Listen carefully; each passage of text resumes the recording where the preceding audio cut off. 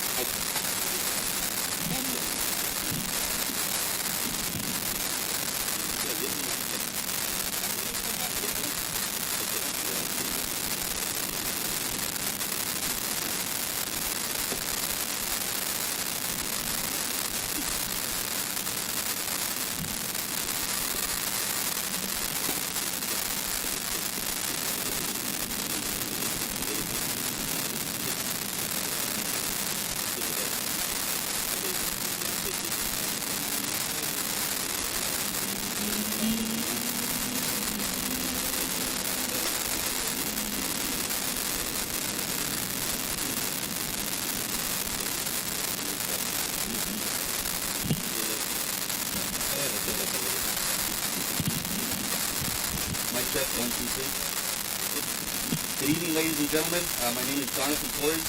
I'm the Public Information Officer for the Los Angeles County Fire Department. Thank you for joining us tonight for the Franklin Fire Incident Press Briefing tonight. I'd like to introduce our Fire Chief for the County of Los Angeles Fire Department, Fire Chief Anthony C. Maroney. Good evening and thank you for joining us. I'm Anthony Maroney, Chief of the County of Los Angeles Fire Department. As we are aware, the Franklin fire started last night, Monday, December 9th at 10:52 p.m. near Malibu Canyon Road and the tunnel just above Pepperdine University.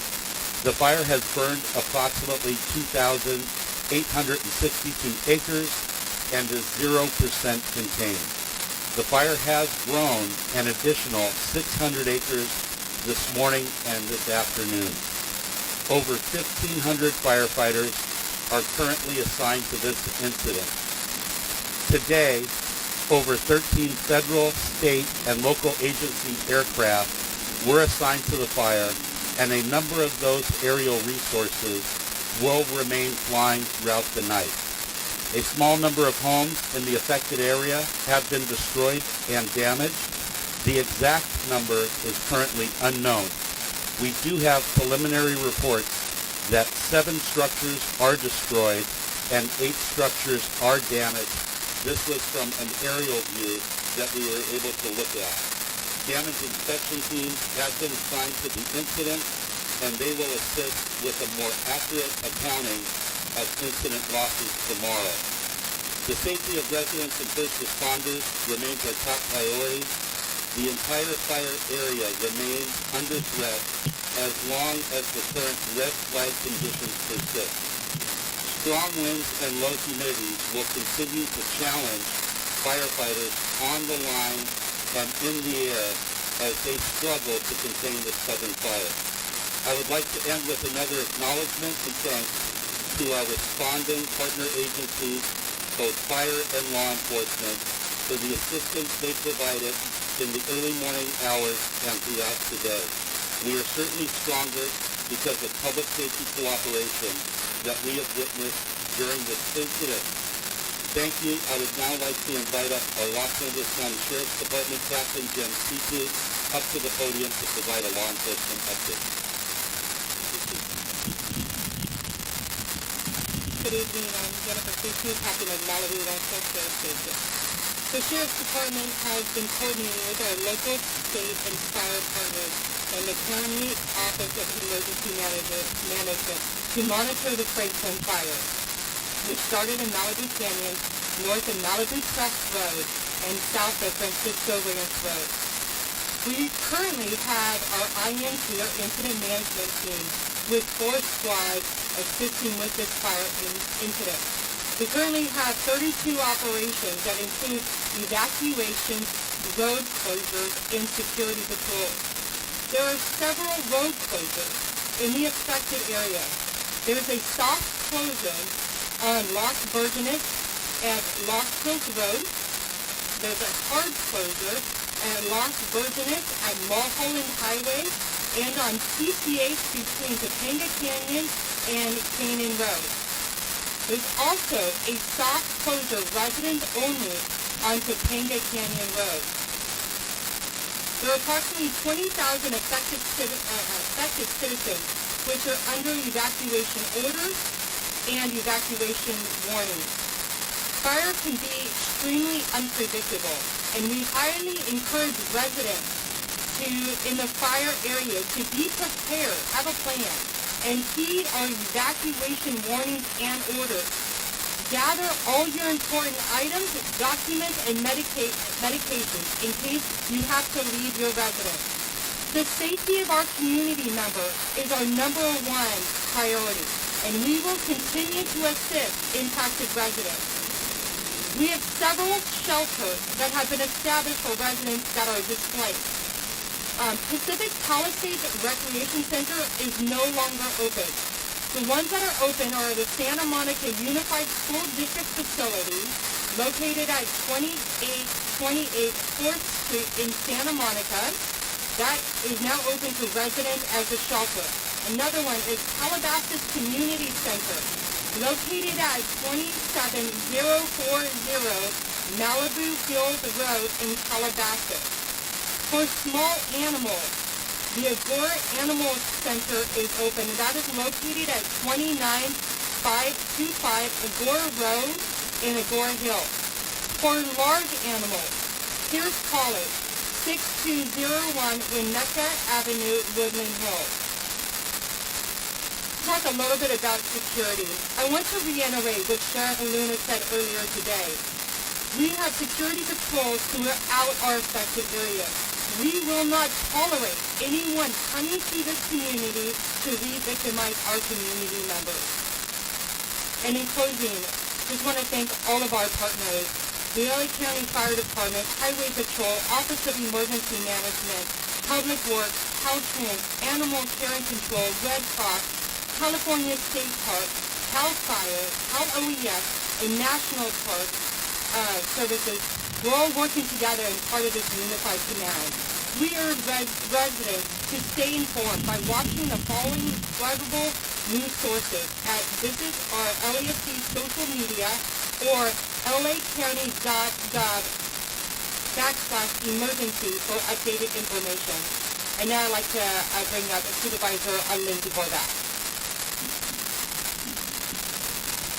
Thank you very much, Captain. I want to start out by acknowledging earlier today I was able to connect with Governor Gavin Newsom, who earlier this morning authorized FEMA assistance, additional FEMA assistance.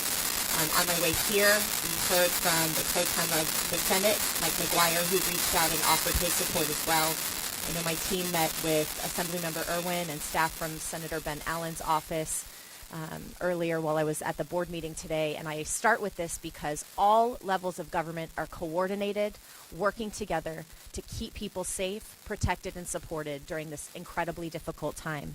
And as we recap today's efforts to respond to the Franklin fire and prepare for the days ahead, I want to continue to share my deepest gratitude to over 1,000 first responders who are at the scene. Our firefighters, our law enforcement, emergency personnel, our community fire brigade, and so many others have been working tirelessly on the front lines to contain the fire and to keep our Malibu, Topanga Canyon, and surrounding communities safe. The coordination and teamwork of mutual aid organizations and partners at every level, local, county, state, and federal, are making a real difference in protecting the lives and supporting those affected by this emergency. From our dedicated county departments to neighboring counties providing vital resources to LA City Fire Department, CAL FIRE, California Highway Patrol, FEMA, the Red Cross, and so many others, your efforts are a testament to the power of collaboration and partnership in the face of adversity. As I mentioned, I just came back from our board meeting earlier today where we ratified today's local proclamation of emergency, and so that is official. To our residents, I urge you to continue to remain vigilant and prepared. Mandatory evacuations, Warnings and road closures remain in place. Please continue to follow evacuation orders and guidance from our emergency personnel. Your safety remains our top priority. For the latest updates and real-time alerts, you can go to alertla.org. That's ALERTLA.org. And stay informed about how to protect yourself and your loved ones. I want to thank our community partners who have helped us stand up shelters for our families and for our furry friends. And our commitment remains unwavering. We will do everything in our power to help you navigate the challenges of this emergency. To those impacted by the Franklin fire, please know you are not alone. We stand with you, and we will ensure that you receive the resources and the support that you need to recover. Thank you to everyone who has come together to support our community in this difficult time. Together, we are stronger, and together we will get through this. Thank you very much. It is now my pleasure to welcome the Mayor of Malibu, Doug Stewart. Thank you, Supervisor. Good evening. I want to thank everyone for being here. This has been a traumatic 20 hours for the city of Malibu, and we appreciate all the support that we're receiving. As we respond to the Franklin fire, I want to reassure everyone that your safety and the safety of our first responders remain our highest priority. Malibu strong, and together we will face the challenge with resilience and resolve. Current fire status, as Chief Maroney stated, has been traumatic from the standpoint that we have over almost 7 square miles that's burned. 20 hours ago, this was lush ESHA and natural resources that now we don't have anymore. And it's going to be a while before it goes back. But that's the way it is here in Malibu. It burns, it comes back, and we're resilient and strong. There are I want to talk about the mandatory evacuation order. It remains in effect for the areas of Latigo Canyon, west of Topanga Beach Driveway, and south Baller Motorway, including Big Rock and the Los Flores communities. An evacuation warning is in place for the areas east of Trancas, south of Hidden Highlands, and west of Crestline Drive. Residents in those areas should remain ready to evacuate if conditions require. Communications challenges and solutions. We recognize that the cellular communications has been a challenge for many of our residents during this emergency. We have almost 25 square miles in Malibu that is without electricity due to the power shutoff, and from that, we do not have cellular service and internet for many of our residents. Please know that we are working actively with carriers to address this issue. We're grateful to Verizon for deploying a backup communications to Zuma Beach, which has supported both incident operations and our disaster information center staffed by our dedicated CERT volunteers. This is a vital resource during this emergency. Road closures inside PCH from Topanga to Canaan Doom Road. The chief already mentioned that, so the sheriff did. I won't go into it any further, but know that we want to keep the street lights, the traffic lights operating. We've put standby generators in place, and they are operational to control traffic at those intersections. We want you to stay informed. The City of Malibu is actively updating all of its emergency information on our social media channels, including Facebook, Twitter, Instagram, Nextdoor, and our website at malibucity.org. Please check these platforms regularly for the latest updates. We also encourage you to get the Watch Duty app that has factual information and up-to-the-minute updates regarding the situation on the fire. I know many of us rely upon that for our information on this terrible disaster, and I encourage you to get that app on your phone. It is free, and it is also from a nonprofit. We also encourage you to listen to local radio and television. Many people last night learned of the fire and were brought up to date for it by the people that are in front of me right now who broadcast live feeds almost all night. We appreciate what you've done. We appreciate the information you provided, and you've turned out to be a very reliable partner at this moment of need. In closing, I want to take a moment to thank everyone working tirelessly during this crisis. Our brave firefighters, our law enforcement officers, emergency responders, CERT volunteers, and all the city staff who are currently at the Emergency Operations Center, which we had to relocate to Calabasas as City Hall was in the pathway of the fire. Your dedication and teamwork are what makes Malibu strong. To our residents, we deeply appreciate your patience and cooperation as we navigate these challenges. And in closing, please remain vigilant. Follow your evacuation orders and warnings and prioritize your safety and the safety of your loved ones. Together, we will face this difficult time and emerge stronger as a community. Thank you very much. Okay, ladies and gentlemen, that concludes the press briefing portion of tonight's presentation. At this point, we'd like to open it up to any general questions for the entire group.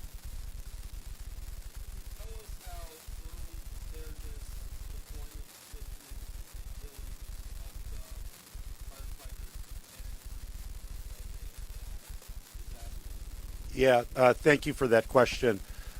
Yes, we were coordinated in our preparedness for this red flag incident. If we remember back to November, we did have a fire, the Broad Fire, when we suffered a red flag event, and then we had the Mountain Fire in Ventura County. But that preparedness was coordinated not only between the LA County Sheriff's Department, the LA County Fire Department, and the Office of Emergency Management, but we also coordinated our actions with Supervisor Horvath and her team at SD3 to make sure that we were ready the moment that fire started. I believe within 10 minutes we put out a wireless emergency information alert to everybody in the area, so they knew very quickly that a fire had started. So that preparedness that we were allowed to do, especially with support from the state for pre-positioned staffing, that's state money that allows us to hire extra firefighting personnel to be on duty for the duration of that red flag warning. So the state was also supportive. But it was not only the LA County Fire Department that staffed up, but our neighboring fire departments, Ventura County, Orange County, LA City, many of the fire departments in LA County, Glendale, Burbank, Pasadena, they were able to upstaff in anticipation of this event, and it pays dividends when we respond.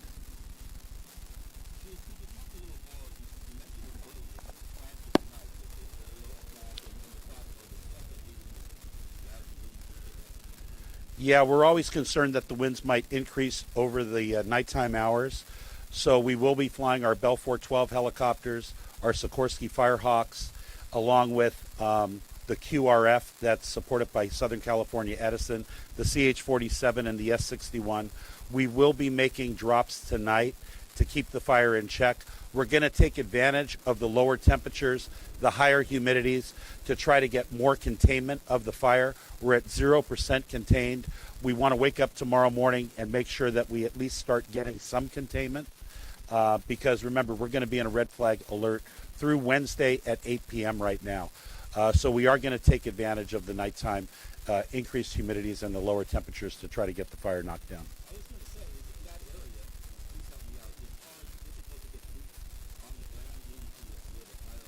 Yeah, we have it. It's difficult terrain. Some of the areas are very steep. There's no road network that we're able to access, so we're actually going to have to hike our firefighters and our wildland firefighting hand crews in to put that containment line in. Like I said this morning, unsupported helicopter drops do not put the fire out. We always have to follow up with personnel on the ground to actually cut a physical line around the fire. And we said 2,800 acres, 7 square miles. That's a lot of work to do.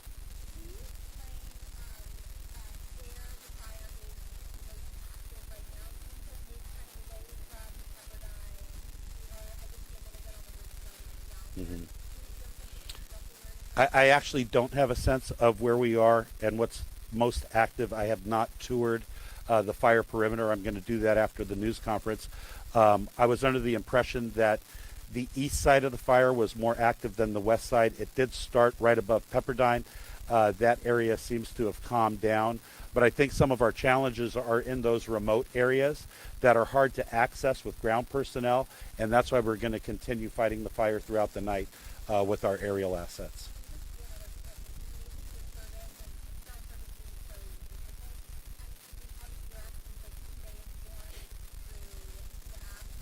Yeah. Yeah, they're battery operated weather service radios. If they can leave the area, I know that I'm having difficulty with all three of my cell phones as well. I know they do have a cellular on wheels set up, so we're looking to get better cell service because that's the way that people get their information these days, is on their cellular telephone. So we're doing everything in our power to make sure that we can increase communications so people can be connected.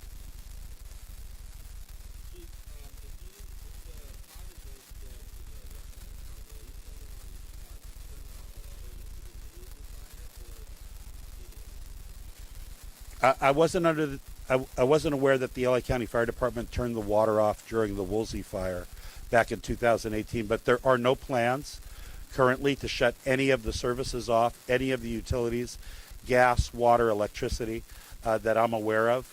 We want to make sure that we provide the residents everything that they need to be able to stay in their homes, if able, if they're not under an evacuation order or warning.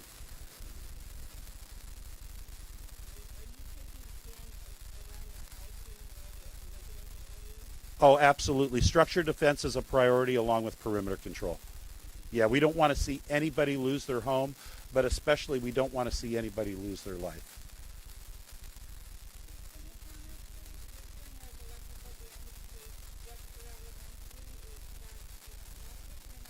I don't have any information regarding that. We can follow up later with our incident command team to find out if Webster Elementary has damage. Okay.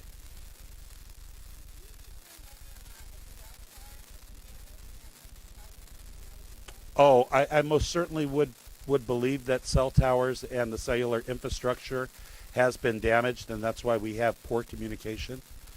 Yeah, along with the lack of electricity.